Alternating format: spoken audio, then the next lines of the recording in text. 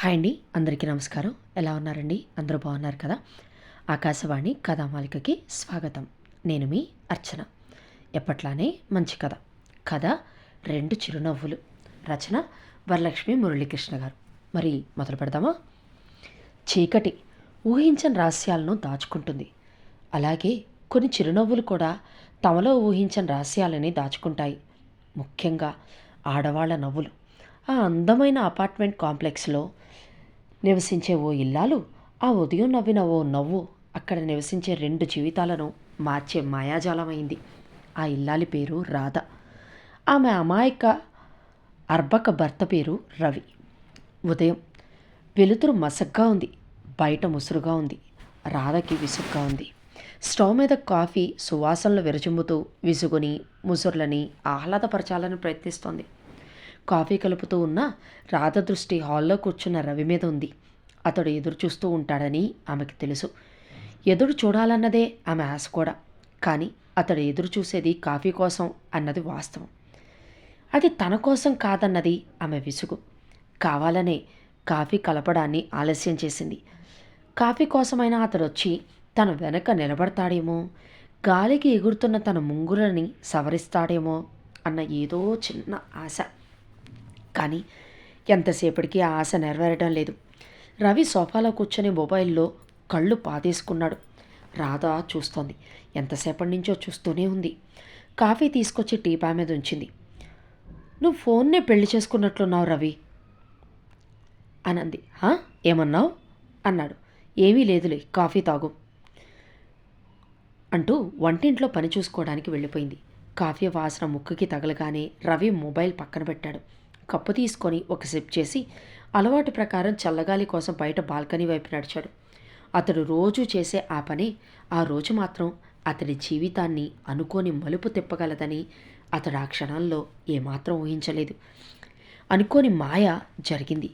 ఏదో విపత్తు రాబోతున్న దానికి సూచనగా వీచరాని గాలి ఏదో వీచింది. అతడు బాల్కనీలోకి వచ్చి ఎదురుగా కనబడుతున్న బ్లాక్లోని తమ ఫ్లాట్కి ఎదురుగా ఉన్న బాల్కనీ వంక చూశాడు. ఆ బ్లాక్కి ఈ బ్లాక్కి మధ్య దూరం కేవలం 10 అడుగులే. మనుషులు స్పష్టంగా కనిపిస్తూ ఉంటారు. ఎదుటి బాల్కనీలో శృతి నిలబడి ఉంది. ఆ సమయానికి అది కూడా పెద్ద అనుకోని విపత్తేమీ కాదు నిజానికి. ఆ ఫ్లాట్లో శృతి ఆమె భర్త అవినాష్ నివసిస్తూ ఉంటారు. యథాలాపంగా ఆమె వంక చూశాడు. అతడు చూసే సమయానికి బాల్కనీలో నిలబడ్డ శృతి తెల్లటి చున్ని గాలిలో తేలిపోతూ ఆమె పొడవాటి జుట్టుని వెనక్కి లాగుకుంటూ నిలబడి ఉంది. ఆమె చర్మం మీద ఉదయపు సూర్యకాంతి నిండుగా పడి మెరుస్తోంది.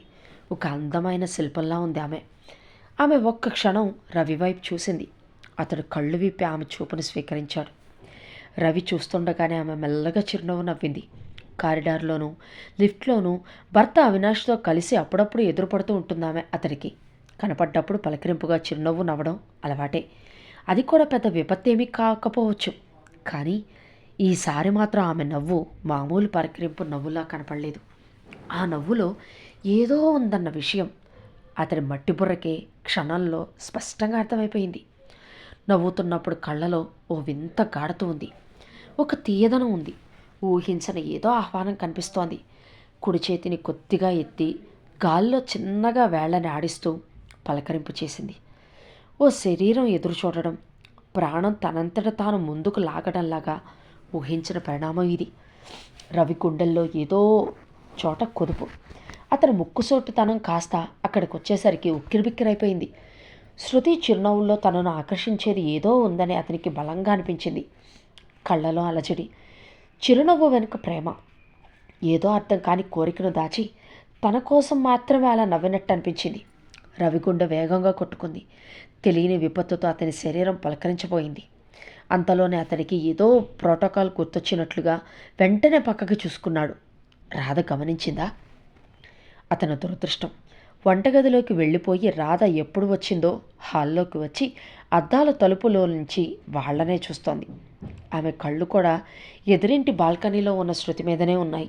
ఆమె నవ్వుని, ఆమె పలకరింపుని తనకంటే లోతుగా తీక్షణంగా ఆమె చూసేసింది. తడబడిపోయాడు రవి.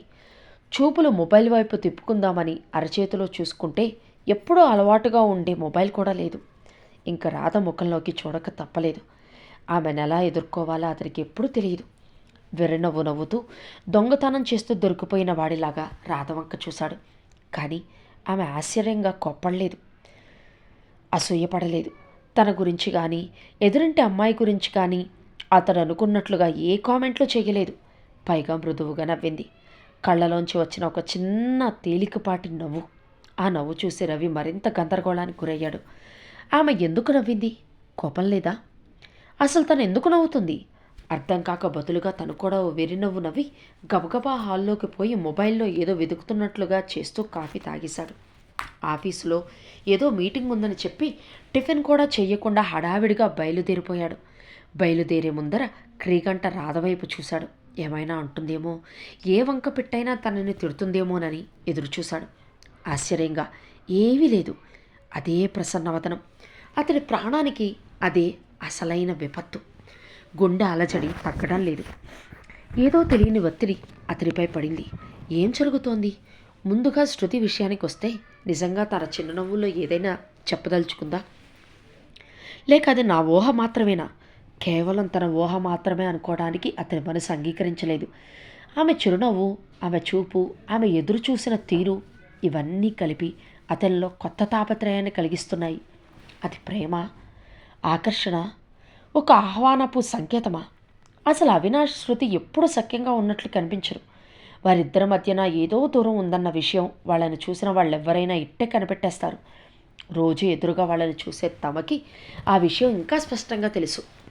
1-2 సార్లు రాధ కూడా ఈ మాట తనతో అంది. ఈ విషయం పక్కన పెడితే అసలు రాధ ఎందుకు నవ్వినట్టు? శృతి చిరునవ్వును అర్థం చేసుకోవడమే అతనికి చాలా కష్టంగా ఉంది. ఇప్పుడు రాధ నవ్వును అర్థం చేసుకోవాల్సిన అవసరం కూడా వచ్చింది. నిజానికి ఇదే అతి ముఖ్యమైన అవసరం కూడా. ఆమె తనకి సైగ చేయడం రాధ గమనించింది. అందులో సందేహం ఏమాత్రం లేదు. అయినా నవ్వింది. ఆమె చిరునవ్వులో గంభీరత ఉంది. దాని మర్మమేంటి? ఇంకా మిగిలిన ప్రశ్నలతోనే రవి ఆఫీస్ లోపల అడుగుపెట్టాడు. కానీ అతని మనసులో మాత్రం బాల్కనీ నిశ్శబ్దంగా నిలబడే ఉంది. అక్కడ ఒక చిరునవ్వు మెరిసిపోతోంది. ఇంకో చిరునవ్వు భయపెడుతోంది. ఆఫీస్ పనిచేయడం మానేసి తన సీట్లో వెనక్కి వాలిపోతూ కుర్చీలో శుతిమెత్తగా ఊగుతూ చేత్తో పెన్నును తిప్పుతూ తనలో తాను మాట్లాడుకుంటూ గడిపేశాడు. ఇదంతా చూస్తున్న పక్క టేబుల్ వాసు కాఫీ తాగుతూ మరో కప్పు తీసుకొని రవి దగ్గరికి వచ్చాడు. ఏంట్రా ప్రాబ్లం అన్నాడు. అతగాడిని చూడగానే ప్రాణం లేసొచ్చింది రవికి. ఒక లాజికల్ ప్రశ్న వేస్తున్నా. డూడ్, నువ్వు పెళ్ళైన మనిషిని, నీకు అనుభవం ఉంది, చెప్పగలవేమో ప్రయత్నించు. ఓ భార్య తన భర్తని వేరే ఆడపిల్ల రొమాంటిక్గా చూస్తే ఎలా స్పందించాలి? వాసు కాఫీ తాగుతూనే ఒక్కసారి కుర్చీలో నిటారుగా కూర్చున్నాడు. ప్రశ్న ఇంట్రెస్టింగ్గా ఉంది. సాధారణంగా భార్యల మూడ్లు అలాంటి సందర్భంలో మూడింట్లో ఏదైనా ఒకలా ఉంటుంది. ఒకటి కోపం, రెండోది అసూయ, మూడోది రాత్రికి ఇంటికి వస్తావుగా నిన్ను చంపేస్తా అనే మౌన హింస. ఇంతకీ నీ రాధ ఏం చేసింది అని అడిగాడు. నవ్వింది. వాసుకి పొలమారి కాఫీ కింద పడింది. నవ్విందా? అంటే నిన్ను చూడగానే కొట్టలేదు, ఏడవలేదు, చావడానికి ప్లాన్ చేయలేదు. రవి తలూపుతూ లేదు, ఒక చిన్న చిరునవ్వు నవ్వింది అంతే. అసలు ఆ నవ్వులో నన్ను మరింత గందరగోళంలోకి నెట్టేసింది. వాసు కొంచెం ఆలోచిస్తూ పెదాలు చుట్టూ వేళ్లు చుట్టుకొని కాఫీ మగ్గు వంక సీరియస్గా చూస్తూ, ఇది డేంజరస్ రా, బహుశా 2 ఆసక్తికరమైన విషయాలు జరుగుతుండొచ్చు అన్నాడు. రవి గజిబిజిగా ఏంటవి అన్నాడు. 1, నీ భార్య ఇప్పుడు సాయికృష్ణ పరమహంస స్వామి స్థాయికి ఎదిగి నా భర్త ఎవరితోనైనా ప్రేమలో పడినా పర్వాలేదు అనే అత్యున్నత స్థితికి చేరుకుందని అర్థం. ఇది కాస్త భయంకరంగా ఉంది. ఇంత తేలిగ్గా ఒప్పుకుంటే ఏదో మతలబు ఉందని అనుకోవాలి. రవి కుర్చీలో కుదురుగా కూర్చొని పెద్దగా ఊపిరి విడిచాడు. అతని అయోమయం ఇంకా పెరుగుతోంది. అంతకు మించి భయంకరమైన రెండో విషయం ఏంటో చెప్పమంటావా? నాటకీయంగా అంటూ గంభీరంగా మొహం పెట్టి చెప్పాడు.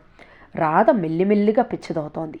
ఆ 2 ఈ జన్మలో అయ్యే పనులు కావని అర్థమై మళ్ళీ ఆలోచనల ఊబిలో పడిపోయాడు రవి. ఇంతకీ ఎవర్రా అమ్మాయి అంటూ ఖాళీ కప్పు తీసుకుపోతూ ఆసక్తిగా అడుగుతున్న వాసును చూసి ల్యాప్టాప్లో బుర్ర పగలగొట్టాలనిపించింది రవికి.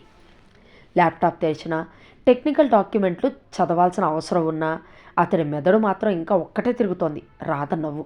అసలు రాత్రి ఇంటికి వెళ్ళాకేమవుతుంది? మధ్యాహ్నం అవుతుంది. క్యాంటీన్లో కూర్చొని వాసుతో పాటు భోజనం చేస్తున్న రవి ప్లేట్లో ఉన్న అన్నం అటు ఇటు తోస్తూ వాసు ఇచ్చిన సమాధానాలకు తలలో తిరగేస్తున్నాడు. ఎరా, ఇంకా అదే మూడ్లోనే ఉన్నావా? అసలు నువ్వు చెప్పింది నిజమేనా? తెల్లవారుజామున వచ్చిన కల గురించి చెప్తున్నావా అని అడిగాడు కోపంగా. నీ అసూయ తగలయ్యా, నిజమేరా. నువ్వు చెప్పిన సమాధానంలో ఏదీ సరిపోలేదు.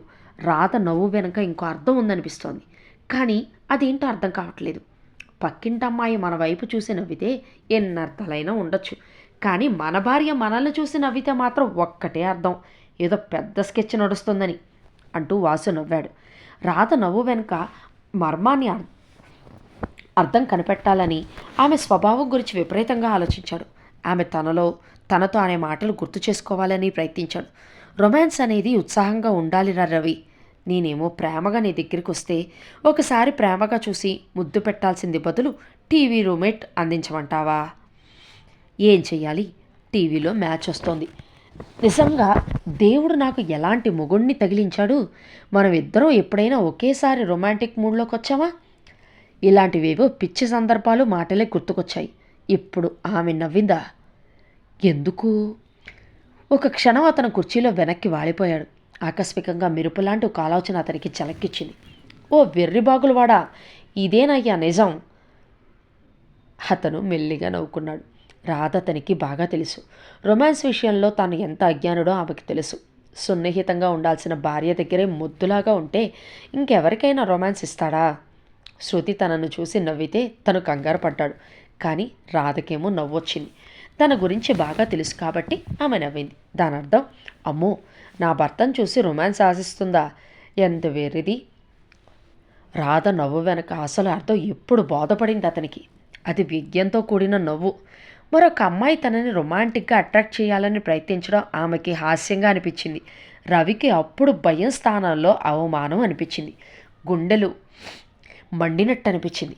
విషయం అవగాహనకి వస్తున్న కొద్దీ కొత్త ఉడికిపోయాడు. తనని అంతలా అవమానిస్తుందా? ఒక్కసారి కుర్చీ నుంచి లేచి గట్టిగా నిట్టూర్చాడు. బాత్రూంలోకి వెళ్ళి తనను తాను అద్దంలో చూసుకున్నాడు. ఇంతటి హ్యాండ్సమ్ పర్సనాలిటీ. అందుకే శృతి సైట్ కొట్టింది. ఇలాంటి రొమాంటిక్ గైని అపహాస్యం చేస్తూ తీసి పారేసినట్టు అలా నవ్వుతుందా? అవమాన భారంతో అతగాడికి ఏం చెయ్యాలో అర్థం కాలేదు. ప్రతి పురుషుడి జీవితంలో 3 దశలు ఉంటాయి: ప్రేమ, పెళ్ళి మరియు మీరు నాకు ప్రేమ చూపించట్లేదని భార్య ఫిర్యాదు చేసే దశ. కానీ తన దశ అన్నిటికన్నా ఘోరం. రాత్రికి ఇంటికి వచ్చాక రాధకు నిజమైన రవి ఏంటో చూపించాలి. పిడికిలి బిగించనుకున్నాక అతడికి మనశ్శాంతిగా అనిపించలేదు. రవి ముఖంలో మార్పును గమనించిన వాసు కుతూహలంగా అడిగాడు, ఏంరా, సమాధానం దొరికిందా? రవి తనలో తాను అనుకున్నట్లుగా కసిగా అన్నాడు, అవునరా, నా భార్యను నేను మరీ తక్కువ అంచనా వేశాను. ఆ రోజు ఆఫీస్ నుంచి ఇంటికి రాగానే రాధను చూసి ప్రేమగా నవ్వాడు రవి. సోఫాలో వాలిపోయి ఫోన్లో ఏదో స్క్రోల్ చేస్తున్న రాధ భర్త ముఖంలో ఉన్న ఆ అనుమానాస్పదమైన ఎక్స్ప్రెషన్ను గమనించి కాస్త గాబరా పడింది. ఏమైందని అలా చూస్తున్నారు? డబ్బులు ఏమైనా కావాలా? రవి చిన్నగా తలాడిస్తూ, ఇవాళ నువ్వు నాకు చాలా అందంగా కనిపిస్తున్నావు అన్నాడు. ఆ మాటలకి రాధకి పొలమారింది. రవి మెల్లగా వెళ్ళి ఆమె పక్కనే కూర్చున్నాడు. తన చేతిని ఆమె చేతిపై పెట్టి కోరిక నిండిన చూపుతో ఆమెను చూశాడు. ఈ రాత్రి నీకు సర్ప్రైజ్ అంటూ. రాధ అతను మొదట జోక్ చేస్తున్నాడు అనుకుని నవ్వింది. కానీ రవి ముఖం చూస్తే అతను నిజంగా సీరియస్గా ఉన్నాడని అర్థమై కాస్త గంభీరంగా మారింది. ముఖం మీద నవ్వు మనసులో సంతోషం అయ్యింది.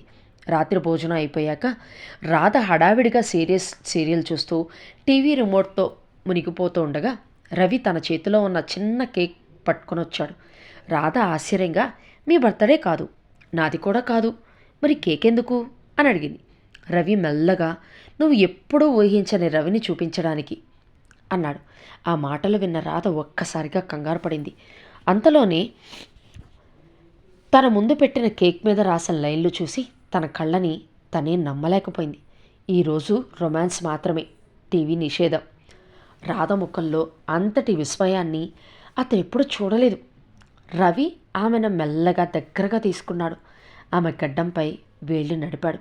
అతని చల్లని చేతుల స్పర్శతోనే రాధ ఒక్కసారి తన పెళ్ళైన కొత్తలోని రోజుల్లోకి వెళ్ళిపోయింది. రవి ఆమె చెంపను ముద్దాడాడు. రాధ గుండె వేగంగా కొట్టుకుంటోంది. అతని వెచ్చని శ్వాస తన మెడపై తాకినంత మాత్రాన గదిలో ఉష్ణోగ్రత పెరిగిపోయినట్లు అనిపించింది. ఆమె చేతులు అతని మెడ చుట్టూ వాలిపోయాయి. అతను ఆమె బుగ్గపై గోళ్లు మెల్లగా లాగాడు. రవి స్వరాన్ని తగ్గించన్నాడు. నిన్ను మళ్ళీ ప్రేమలో పడేయగలను. చూడ్డానికి రెడీ? రాధ రెప్పలు వాల్చి కిందకు చూసింది. చీకట్లో ఆమె కళ్ళు మెరిసిపోతున్నాయి. ఆమెకి అతి మధురమైన ఉన్మాదంలా అనిపించింది. ఆ రాత్రి వాళ్ళ బెడ్రూమ్లో ఒక రొమాంటిక్ ప్లాస్టే జరిగింది. ఇంకెప్పుడు నీ మొగుడిని చూసి ఏ అమ్మాయి అయినా నవ్వితే నవ్వకు, అసూయతో లగిరిపో, అర్థమైందా అంటూ అంతా అయ్యాక విజయ్ గర్వంతో అనాలనుకున్నాడు ఆమెతో. కానీ అతనికి అవకాశం ఇవ్వకుండా అప్పటికే రాధ అరమోడ్పు కళ్ళతో నిద్రలోకి జారుకుంది. కొసమెరుపు అదే రాత్రి అదే అపార్ట్మెంట్ బ్లాక్లో మరో జంట తాలూకు బెడ్రూమ్లో కూడా అంతకన్నా పెద్ద రొమాంటిక్ బ్లాస్ట్ జరిగింది. ఆ బెడ్రూమ్ అవినాష్ శృతిలది. ఎందుకంటే ఆ రోజు శృతి రవిని చూసి నవ్వడం వీళ్ల హాల్లోంచి రాధ చూసినట్లుగానే అటు పక్క వాళ్ళ హాల్లో నుంచి అవినాష్ కూడా చూశాడు. దాని ప్రభావం ఫలితం ఆ తుఫాన్. అయితే రాధ నవ్వు వెనుక ఉన్న రహస్యాన్ని రవి సరిగ్గానే కనిపెట్టగలిగాడు. కానీ శృతి ఉదయం రవిని చూసి రొమాంటిక్గా నవ్విందా, లేక క్యాజువల్గా నవ్వితే చూసే వాళ్ళకి ఆమె అందమైన ముఖంలో రొమాన్స్ కనిపించిందా అన్నది మాత్రం ఆమెకి దేవుడికి మాత్రమే తెలిసిన రహస్యం. అదండి కథ. సరదాగా కానీ నిజంగా చాలా బాగుంది కదా. నచ్చితే లైక్ చేయండి. మీకు బాగా నచ్చిన వాళ్ళకి షేర్ చేయండి. ఇలాంటి కథల కోసం ఛానల్ని సబ్స్క్రైబ్ చేసుకోండి. ఉంటారండి.